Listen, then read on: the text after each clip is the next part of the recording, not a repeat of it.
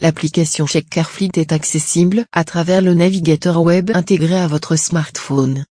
Pour un bon fonctionnement, il est nécessaire de disposer d'une connexion 3G ou 4G.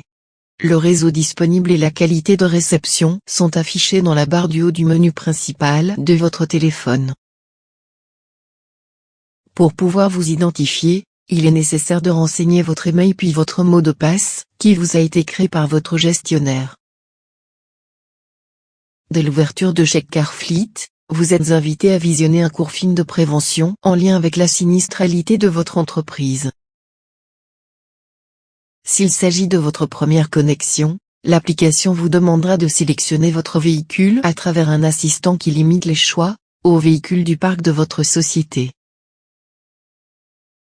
S'il s'agit de votre seconde connexion, l'application vous proposera de sélectionner le véhicule précédemment sélectionné, ou d'en sélectionner un nouveau. Une fois le véhicule sélectionné, le reportage commence. L'application vous indique l'angle de vue à prendre en photo. Lorsque vous êtes prêt à débuter la prise de photo, vous devez appuyer sur le bouton photographier. Sur l'iPhone, un second menu apparaît pour sélectionner la nature de la photo. L'interface graphique de la prise d'une photo dépend de chaque smartphone. Si vous avez annulé ou si la prise de la photo a échoué, l'application ne peut pas aller plus loin. Pour faire apparaître de nouveau le bouton photographier et relancer la prise de la photo, vous devez appuyer sur le bouton rafraîchir en haut à gauche de l'application. D'une manière générale, si vous êtes bloqué dans l'application, nous vous conseillons d'appuyer sur le bouton rafraîchir en haut à gauche de l'application. Chaque photo prise avec l'application est transmise immédiatement vers le serveur central. Pour cette raison, il est important de disposer d'une connexion 3G ou 4G, pour que la transmission des photos se passe dans les meilleures conditions. Si la transmission est trop longue, l'opération de transfert est annulée. Vous devez alors réaliser de nouveau la prise de vue. Si les échecs sont nombreux, votre niveau de réception est sans doute trop faible.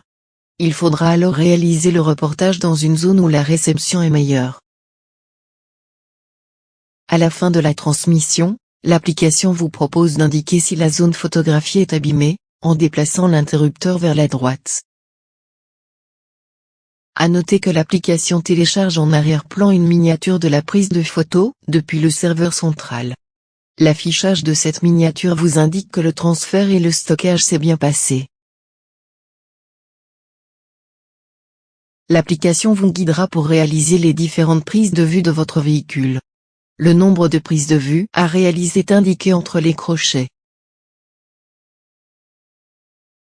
Vous pouvez annuler un reportage en cours en appuyant sur l'icône corbeille dans la barre supérieure de l'application. L'application vous demandera de valider votre choix. Lorsque toutes les prises de vue sont réalisées, vous avez la possibilité d'indiquer vos commentaires. Après avoir appuyé sur le bouton Valider, un message sur fond jaune dans la barre inférieure vous indique que le serveur enregistre le reportage. Lorsque le serveur a fini d'enregistrer le reportage, l'application vous affiche un message. Le reportage est alors finalisé. Vos reportages sont à réaliser selon la période définie par votre gestionnaire. En cas d'oubli, le serveur vous le rappellera par email ou par SMS.